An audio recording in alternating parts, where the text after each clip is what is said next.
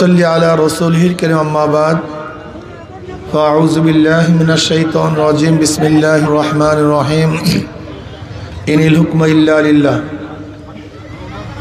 सदक़ल्लाहुल अलियुल अज़ीम। सबाई पढ़ি সাল্লাল্লাহু আলাইহি ওয়াসাল্লাম। ইসলামী আন্দোলন বাংলাদেশ নবীনগর উপজেলা শাখা কর্তৃক আয়োজিত আজকে এই নির্বাচনী সম্মেলনের সম্মানিত সভাপতি, উপস্থিত আছেন এই আসনের কর্ণধর অধ্যাপক মাহবুব সাহেব, উপস্থিত আছেন বিভিন্ন জেলা এবং বিভিন্ন দলের নেতৃবৃন্দ, উপস্থিত ইসলাম প্রিয় দেশপ্রেমী ভাইয়ের আমার। আমি সংক্ষিপ্ত কিছু কথা বলবো, কথাগুলি খুব খেয়ালের সাথে শোনা চাই, কথা ঠিক না? ইসলামী আন্দোলন ভোট দিবেন কেন? হাত পাকায় কেন ভোট দিবেন? একটা প্রশ্ন আছে কি নেই? ইসলামের পক্ষে কেন ভোট দিবেন? আমি দুই ধরনের জবাব দিতে চাই, ইসলামের দৃষ্টিকোণ থেকে, ধর্মীয় দৃষ্টিকোণ থেকে, রাজনৈতিক দৃষ্টিকোণ থেকে। ইসলামের দৃষ্টিকোণ থেকে একজন মুসলমান ইসলামের বাইরে যাওয়ার কোনো সুযোগ নেই। একজন মুসলমান ইসলামের বাইরে যাওয়ার কোনো সুযোগ নেই। এখানে যারা আছেন, আমি যে প্রশ্ন করি, ভাই আপনি ইসলাম পছন্দ করেন কি করেন না, আপনি কি বলবেন? যদি বলি করি না, সমস্যা। আমি যদি একজন মুসলমানকে প্রশ্ন করি, আপনি কোরআন ও সুন্নাহর আইন চান কি চান না, সে কি বলবে? যদি বলি চাই না, সমস্যা। আমি যদি একজন মুসলমানকে প্রশ্ন করি, আপনি আল্লাহর নবীকে নেতা মানেন কি মানেন না, সে কি বলবে? যদি বলে মানি না, সমস্যা। তার মানে একজন মুসলমান ইসলামের বাইরে যাওয়ার কোনো সুযোগ নাই। কথা বলেন, কোনো সুযোগ নেই। আপনি প্রশ্ন করতে পারেন, হুজুর হিন্দুরা কেন ইসলামের পক্ষে ভোট দিবে, খ্রিস্টানরা কেন হাত পাকায় ভোট দিবে, বৌদ্ধরা কেন ইসলামকে নির্বাচন করবে? এখানে প্রশ্ন। মুসলমান তো ইসলামের বাইরে যাওয়ার সুযোগই নেই। আমি বলবো হিন্দুরা, বৌদ্ধরা, খ্রিস্টানরা ইসলামের পক্ষে ভোট দেবে শান্তি পাওয়ার জন্য, মুক্তি পাওয়ার জন্য, নিরাপত্তার জন্য। কেন?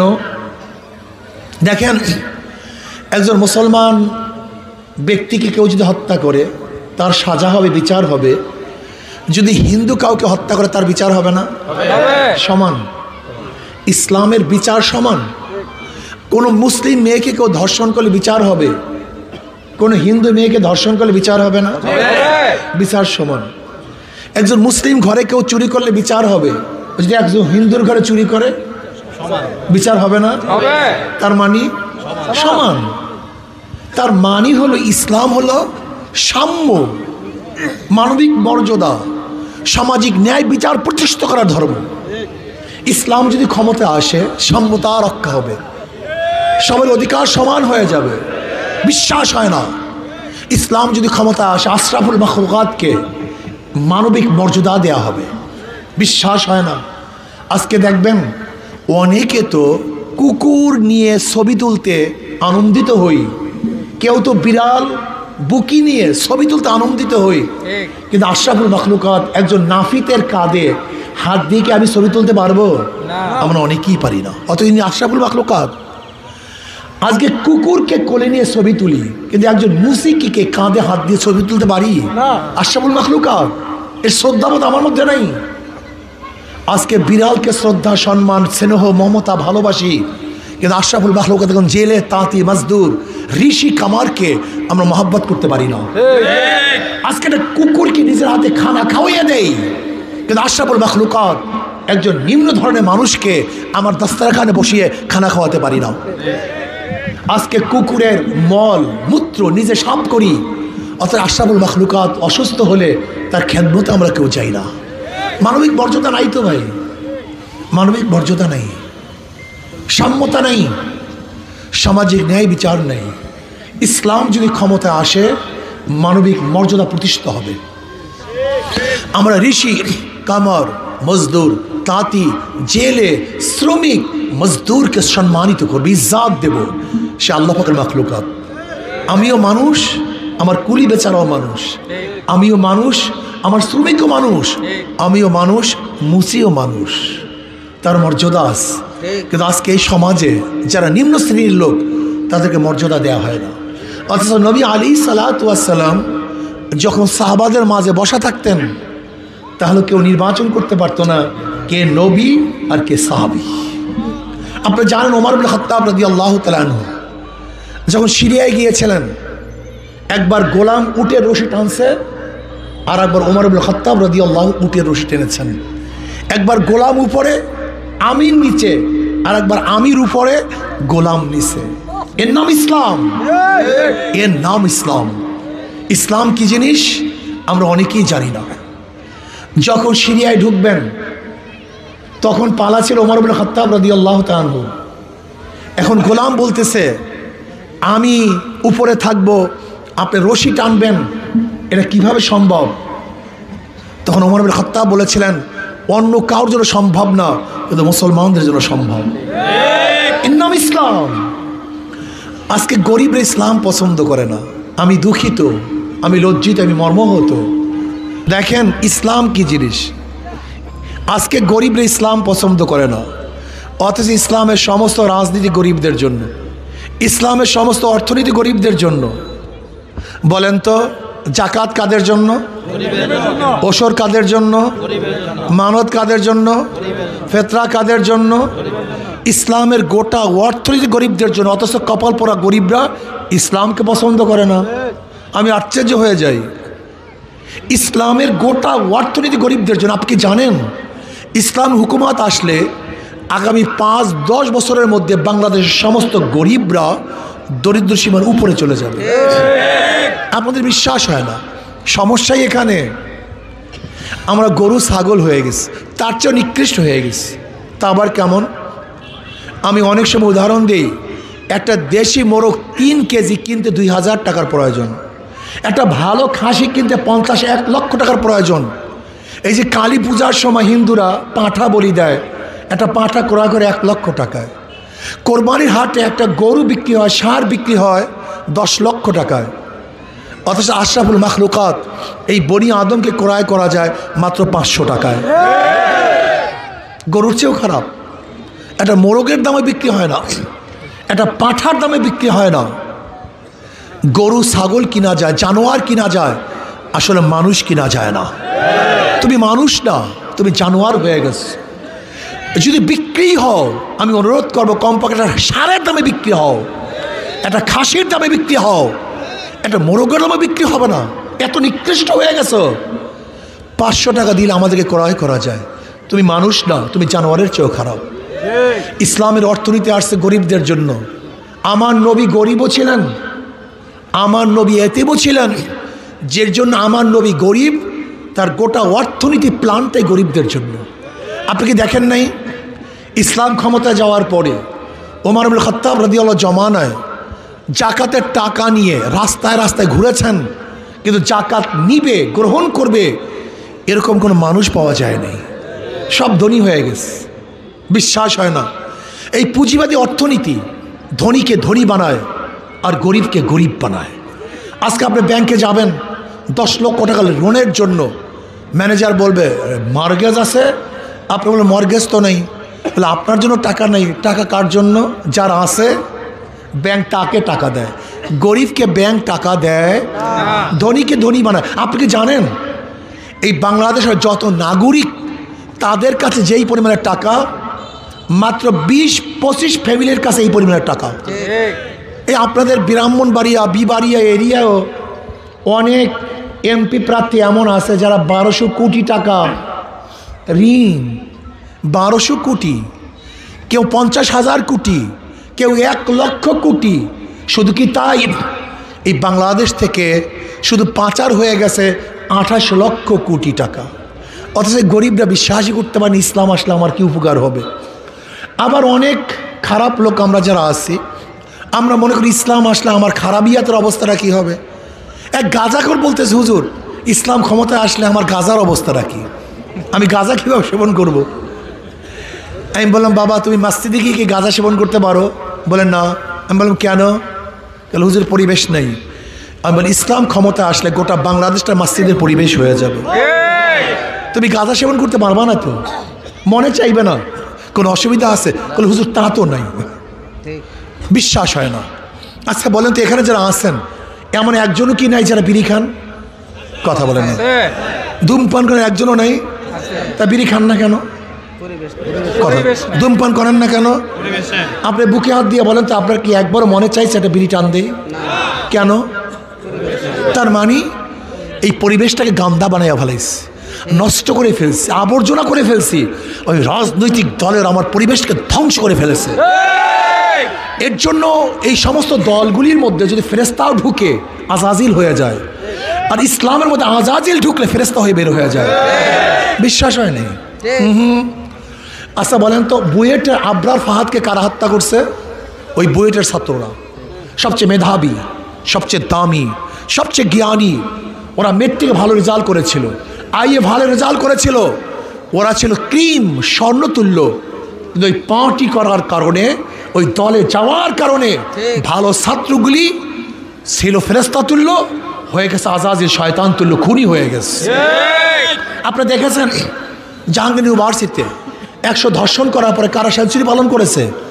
এই শিক্ষিত ছাত্ররা। আপনারা পত্রিকায় দেখেছেন সমস্ত শিক্ষিত চোর না, কিন্তু যারা চুরি করে সব শিক্ষিত। এই বাংলাদেশকে ধ্বংস করা করছে এই শিক্ষিত সমাজ। প্রিয় ভাইয়েরা আমার, আমি অনুরোধ করব একটা বারের জন্য ইসলামকে পরীক্ষা করুন। আপনারা নৌকাকে বারবার পরীক্ষা করেছেন, ধানের শীষকে পরীক্ষা করেছেন, আসেন আপনি বলেন, নাঙ্গলকে পরীক্ষা করেছেন। আপনারা ইসের নৌকাকে পরীক্ষা করেন নাই? জোরে বলেন।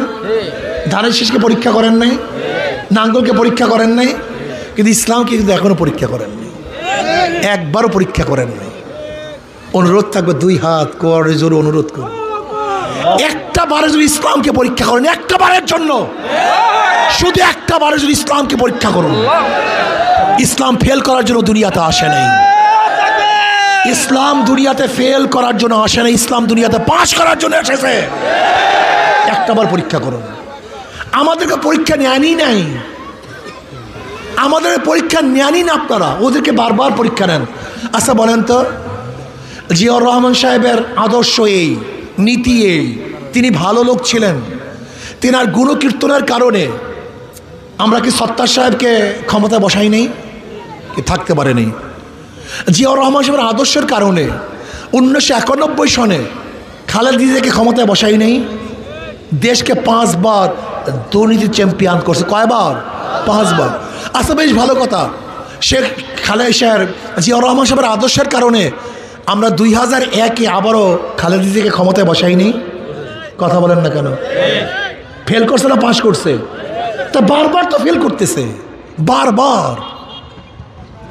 সত্তার সাহেব ফেল করেছে, থাকতে পারে নেই। খালেদা জিয়া ফেল করছে, 96-তে ক্ষমতা আসতে পারে নাই।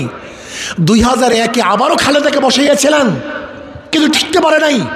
2 বছর, আবার 2.5 বছর মাইনুদ্দিন ফখরুদ্দিন চলে আসছে, আবার সেই ফ্যাসিস্ট হাজিরাকে নিয়ে এসছি। তার মানে ওরা বারবার ফেল করার পরে আপনারা পরীক্ষা নেন, আর আমরা পরীক্ষা দেওয়ার জন্য এত প্রস্তুতি নিচ্ছি, আমাদেরকে একবারও পরীক্ষা নেন না। কারণটা কি আমাকে বলেন তো? সমস্যাটা কি? অনেক চোর বলে হুজুর ইসলাম ক্ষমতা আসলে আমার চুরির অবস্থাটা কি হবে? আছে কি নাই? আমি বললাম তুমি চুরি করবা কেন? বলে হুজুর আমার সংসার চলবে কিভাবে, আমার স্ত্রী খাবে কি? আমি বলবো ইসলাম ক্ষমতা আসলে তোমার স্ত্রীর দায়িত্ব, তুমি যদি অক্ষম হও তোমার থাকবে না, সরকারের থাকবে। যে তুমি ইসলামকে ক্ষমতায় নাও, তুমি অক্ষম হও, তোমার বাচ্চাদের জন্য কামাই করতে না পারো, তাহলে তোমার দরকার নাই তো। ইসলাম রাষ্ট্র তোমার বাচ্চাদের দায় দায়িত্ব গ্রহণ করবে। তুমি চুরি করবা কেন? তোমাকে ধনী বানায় দেবো তো। তুমি ভালো মানুষ, তুমি চোর, তোমার জ্ঞান আছে, তোমার মেধা আছে, মেধা ছাড়া চুরি করা যায় না। কি কথা বলেন না কেন? মেধা ছাড়া, ও কাজটা মেধাকে লাগাইতে চুরির কাজে, আর আমি ওর মেধাকে লাগাবো দেশের উন্নয়নের কাজে। এইটা আমাদের কাজ, এইটা আমাদের কাজ। আমরা যে সমস্ত গরিব ছাত্ররা মেধাবী, পড়াশোনা করতে পারো না, অর্থের অভাবে উচ্চ ডিগ্রি লাভ করতে পারো না, তোমার কোনো টেনশন নাই। ইসলাম ক্ষমতায় আসলে তোমার মেধাকে সরকার গুরুত্ব দিয়ে উচ্চ শিক্ষা শিক্ষিত তোমাকে করাবার ব্যবস্থা সরকার করবে, এটা সরকারের কাজ। আর আমরা কি করি? চুরি, ডাকাতি, অপহরণ, ধর্ষণ, জুলুম, অত্যাচার, অবিচার, এসব দায়িত্ব জনগণের। আসুন না একটা বার, শুধু একটা বার আমরা ইসলামকে পরীক্ষা করি। কি রাজি আছেন ইনশাআল্লাহ? দেখেন ওদের সব জায়গায় ধোকা, সব জায়গায় ধোকা। কেমন ধোকা? যারা নৌকা মাকে নির্বাচন করে নিজের নৌকা চালাতে পারে না, কি পারে নাকি? যারা ধানের শেষে নির্বাচন করে নিজেরা ধান কাটতে পারে না, যারা নাঙ্গলে নির্বাচন করে নিজেরা নাঙ্গল বইতে, যারা কুঠারে নির্বাচন করে নিজেরা কাঠ ফাটতে পারে না। নৌকা চালায় গরিবরা, ধান কাটে গরিবরা, নাঙ্গল চালায় সব প্রতীক গরিবদের, কিন্তু যারা নির্বাচন করে একজনও গরিব না। সব জায়গায় ধোকামি। কিন্তু হাত পা কেমন একটা প্রতীক, যে নির্বাচন করে সেও চালাতে পারে, যারা সমর্থন করে তারাও চালাতে পারে, পুরুষরাও চালাতে পারে, মহিলারাও চালাতে পারে। শোনেন শোনেন শোনেন শোনেন না ভাই, হাত পাকা প্রয়োজন ধনীদের, হাত পাকা প্রয়োজন গরিবদের, হাত পাকা প্রয়োজন মুসলমানদের, হাত পাকা প্রয়োজন হিন্দু বৌদ্ধ খ্রিস্টানদের। হাত পাকা মুসলমানকেও শান্তি দেয়, হিন্দুকেও শান্তি দেয়। শুধু কি তাই? কোনো মার্কা ঘুমের সময় কলিজার উপরে থাকে না, শুধু একটা মার্কা ঘুমের সময় কলিজার উপরে থাকে। সেই মার্কাটা কোন মার্কা? কি সবাইকে শান্তি দেয় কি দেয় না ভাই? সবাইকে শান্তি দেয়। সবাই মার্কা, সর্বজনীন মার্কা হাত পাখা। আসুন ইনশাআল্লাহ আমরা সবাই সম্মিলিতভাবে, আমাদের এই ভাইস চেয়ারম্যান সাহেব আছেন, মেহেদি সাহেব, আমাদের এখানে আরো অনেকে আছেন। আমি ইনশাআল্লাহ অনুরোধ করব অধ্যাপক মাহবুব সাহেব, আপনার এই এরিয়ার থেকে অধ্যাপক মাহবুব সাহেব নির্বাচন করবেন। আমার যুবক বাবার আসেন ইনশাআল্লাহ, মুরব্বী বাবার আসেন ইনশাআল্লাহ। নারায়ে তাকবীর, নারায়ে তাকবীর। আল্লাহ কবুল করেন। আমাদের দেখাইতেছে একজন, আমাদের বিবাড়িয়া 2 থেকে মাওলানা আমাদের নাসিরউদ্দিন আন্তর্জাতিক বারবার আমাদের দেশকে গৌরবান্বিত করছেন হযরত নাসির সাহেব ইনশাআল্লাহ। আমাদের বাঞ্চারুম থেকে গাজী মোহাম্মদ আলী সাহেব ইনশাআল্লাহ বাঞ্চারুম থেকে, আমাদের ব্রাহ্মণবাড়িয়া সদর থেকে মাওলানা মোহাম্মদ নিয়াজুল করিম সাহেব, আমাদের কসবা আখাউড়ার থেকে মাওলানা জসিমউদ্দিন সাহেব ইনশাআল্লাহ নির্বাচন করবেন। এখানে অনেকেই আছেন, সবাই সবার জন্য দোয়া করবেন। আমার জন্য দোয়া চাই, আল্লাহ আমাদের সবাইকে কবুল করে নেন। আজকে থেকে ঘরে ঘরে হাত পাকা দুর্গ করব, মাত্র কয়েকটা মাস চেষ্টা করব, খাটনা করব। আল্লাহ আমাদের সবাইকে ইসলামকে একত্রিত হয়ে কাজ করার তৌফিক দান করেন। আশা করি আগামী নির্বাচনে একটা বাক্স ইসলামের পক্ষে আমরা সবাই থাকবো ইনশাআল্লাহ।